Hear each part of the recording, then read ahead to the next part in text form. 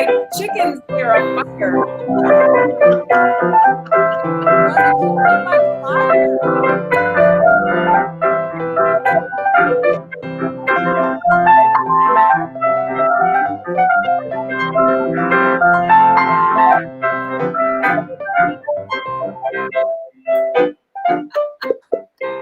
Hi, everybody. It's 2:10. Hi there. There I am. Hi. We're here. We're gonna rearrange you yet again. We're sitting in front of fires tonight. Aww.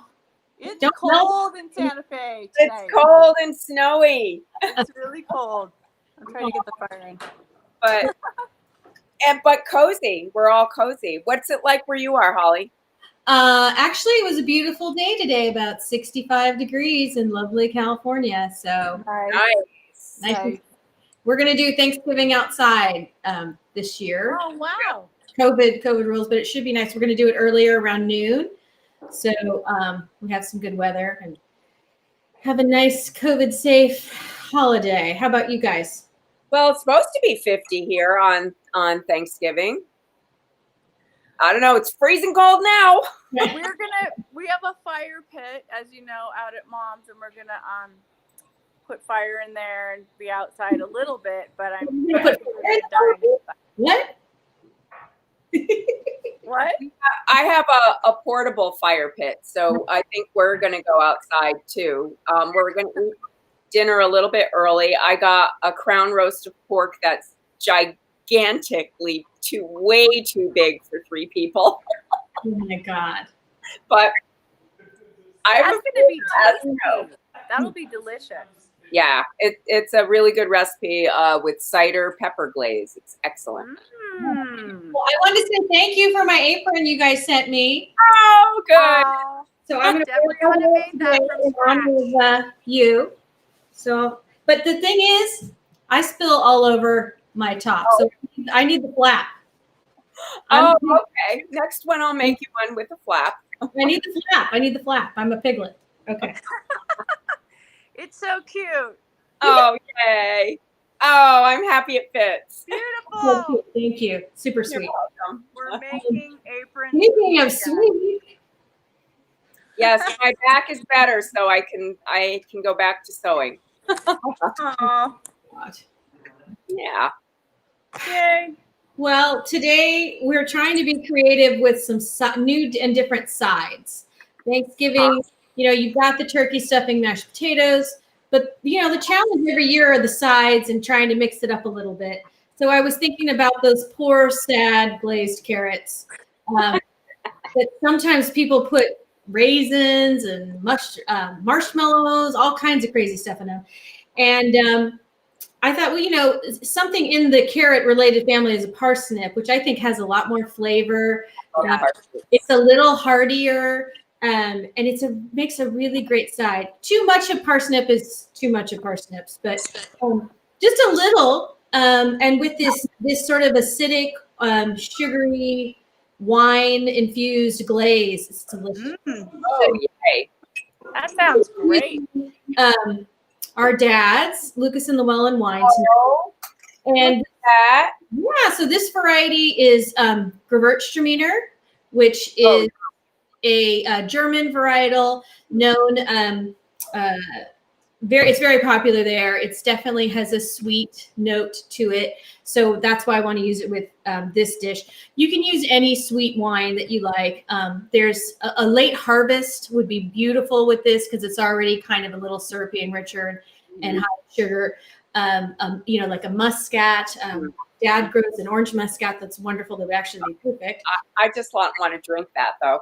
We'll have a little glass next to you, and then you can do that. I gotta say that Gewürztraminer is, I think, my favorite white of Dad's wines. There you go. It's it's delicious.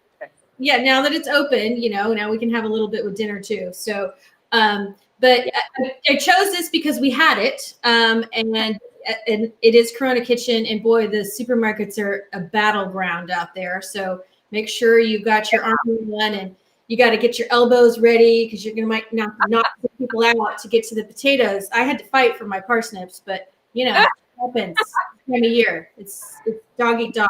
Had a long line today to get into Whole Foods. Once you were in there, they were really limiting how many people were in there. That's good. That This is why I did all my shopping on Sunday, so I didn't have to battle it out. And I didn't want to be around breathing people, you know? This one woman was in the parsley section, just handling every piece of, oh, this one's not right. Oh, this one's not right. And I said to her, I go, honestly, you need to stop touching all the parsley. So it was a little nutty. So, you know, it's sort of try your best to be COVID careful at the supermarket. But it was, I had done all my shopping last night for us, but I went to go get the parsnips today, and it was not easy. Tomorrow's going to be worse. So get your shopping done if you can. Well, so thank you for braving for us. Just anything for you too. Anything. Thank you. Thank you. Thank you for that, Holly. So I'll be shorter. Okay. Yeah. So this is a true glaze. So we actually are going to use a little sugar, and it is the holidays, so you know that's okay. Tell your mom to look away. Right. This is the Jedi mind trick. So we're going to start with 1 tablespoon of sugar. Oh, that's such a minuscule amount. We can do a little more if you want. That's a small amount. And we're going to just let this sit in the pan for a bit. And let me get my. Is there heat under that pan? There sure is. Okay. Let me get this is the wrong utensil. Hold on, let me find my other spoon. Okay.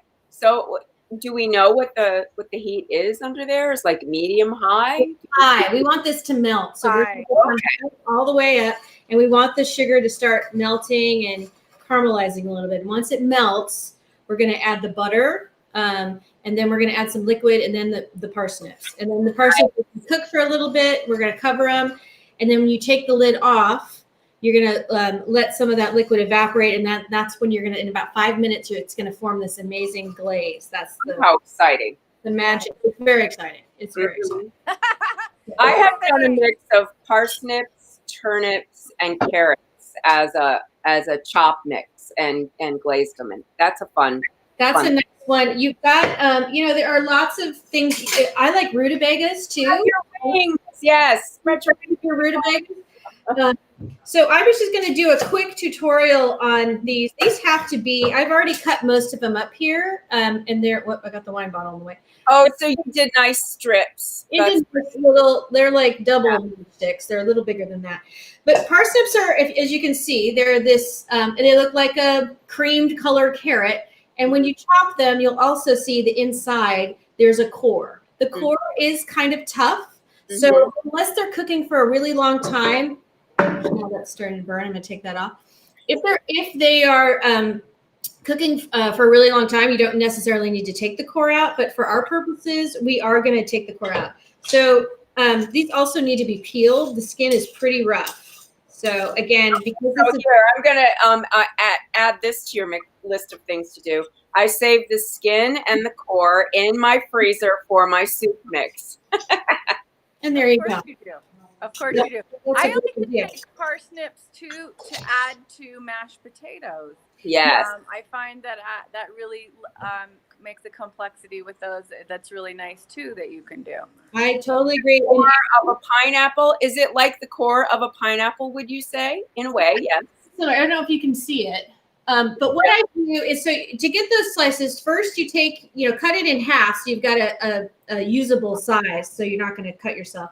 Cut it in half. And they're pretty soft. They're actually a little softer than a carrot. So if you cut it in half, you can really see the core here. Okay. So you're going to cut it in half again, which I guess would be a quarter. And then you're going to have the outside that's all core. And then all you have to do is run your knife down.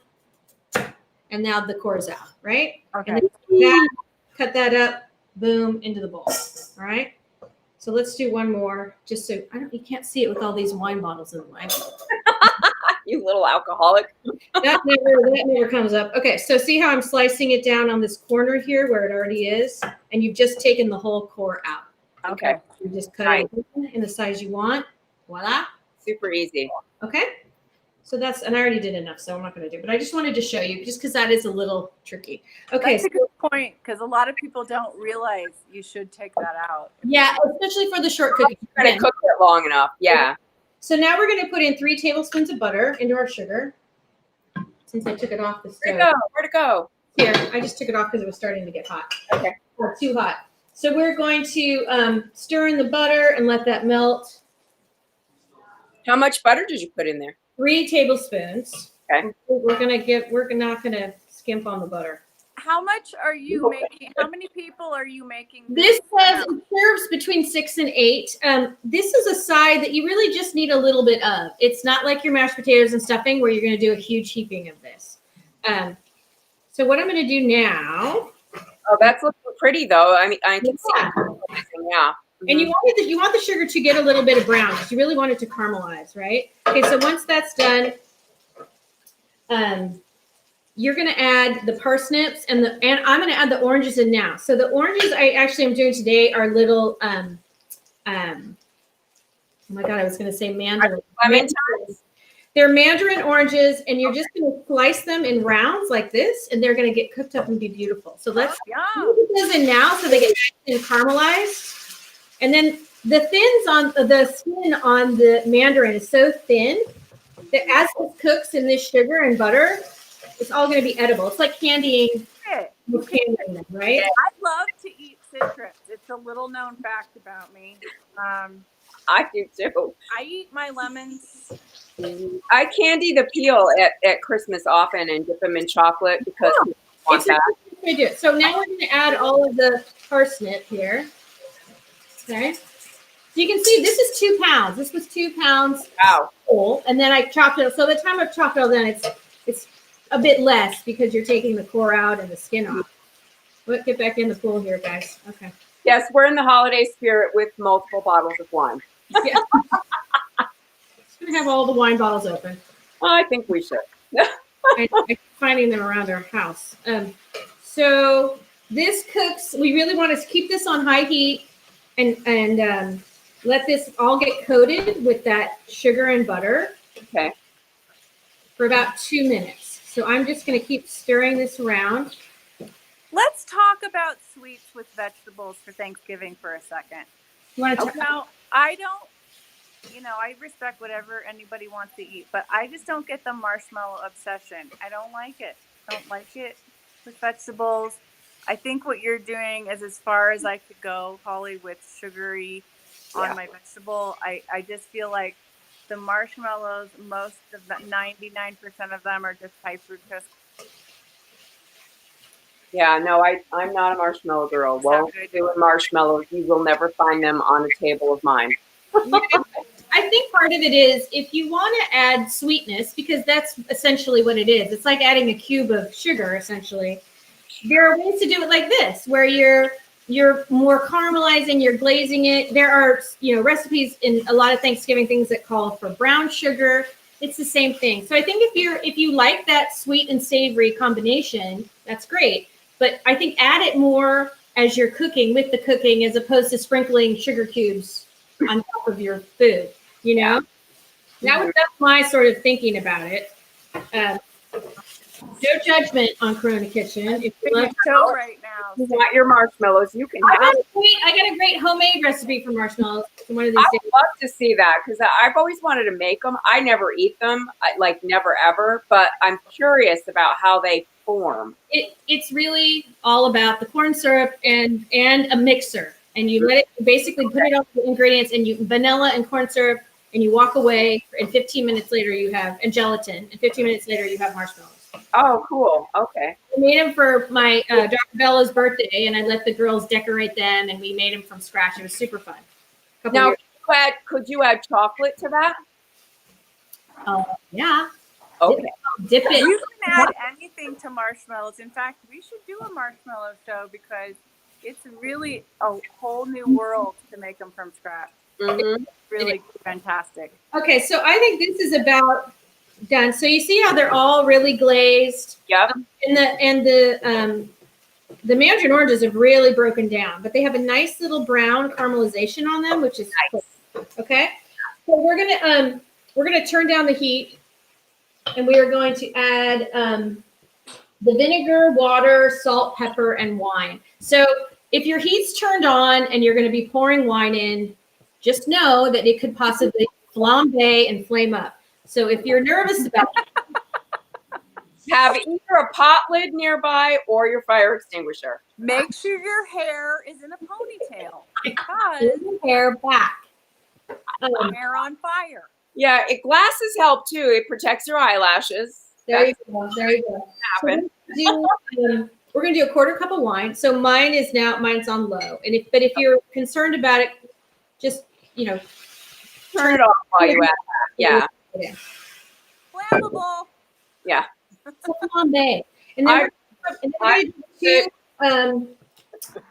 two tablespoons of white wine vinegar. Okay. And this is going to give it some nice acid to balance with all of that sweet. Now, the original recipe that I found is from an old gourmet magazine because I love to keep them. They're so fabulous. And they used a sweet wine infused vinegar. So, Nice. so I'm separating the two just because I wasn't sure what people have and what they don't have. And all the ingredients that I'm using are very easy to find. The sweet wine vinegar is kind of hard to find. Yeah. So, there we go. Okay, so we let that in. We're going to do a little bit of salt. I just so happen to have some Hollie's homegrown orange and marigold salt. Oh, nice. Perfect. Amazing how that worked. There's a lot of products that just happen to be It lying just around. so happened to come here. I don't know how to think of these things. Here, I will test it on the screen because I am good that way. And then we're going to do just a little hit of ground pepper. Okay, that's it, tiny bit. And we're going to just give this a little stir and make sure everything's incorporated. We're also going to add some water. We are going to do a half a cup of water.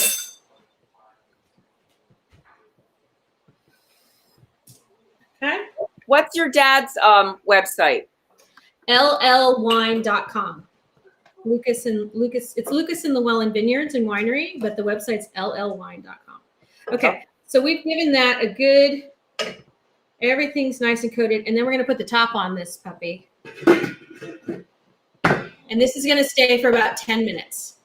Okay. So this simmer on low, and this way the parsnips are going to cook. Because remember, they're hard like a carrot, so they're going to need some cooking time. So this is the 10 minutes we let them cook, and then after the 10 minutes, we're going to take the lid off and turn up the heat a little bit and let all the liquid evaporate because the real cooking time's done, and that's when this water and sugar and vinegar and wine's all going to turn into a really nice glaze. Nice. And we can finish it with a little bit of sprig of, orange juice. I was going to add a tiny bit of parsley at the end just to give it a little peppery and just a little fresh because I have to have herbs on everything. It's mandatory. And that's it. So this is something you can do all of what I was doing before, chopping up the parsnips and have the ingredients ready, tomorrow, and put the parsnips in a Ziploc bag or a glass Tupperware and keep them in your fridge. So this is fast side. You don't want to let them overcook too much because then they'll get too mushy. Yeah. The nice part about when you do the glazing is it's going to put a little bit of a hard coat on them. So it'll be a little harder on the outside, but nice and mushy and yummy on the inside. Delicious. So that's it. That's awesome. Now, again, like Lisa said, you can do this with carrots. You can do this with rutabaga. You can do it with any other root vegetable. You can do this with even potatoes if you wanted. Although I like the carrots and the parsnips better because they're naturally just a little sweeter, and the potatoes might get a little gummy. But if you needed to stretch this out, you could, if you're wrestling with the old lady for the last parsnip and you don't win, you could put carrots and parsnips together, or the rutabaga. Give me that parsnip. Give that to me, old Betty. No, it's fun to mix up the vegetables for these holiday, small gatherings with people, Very small. Spend the last pod people, with your pod people. Yeah. So the other thing you could do with this too is you could swap out the wine and the white wine vinegar and add balsamic and do like a broccoli rabe or a string bean. That would be delicious too. Show's still on. Hi. Hey. Hi, Shay. Teenager sighting.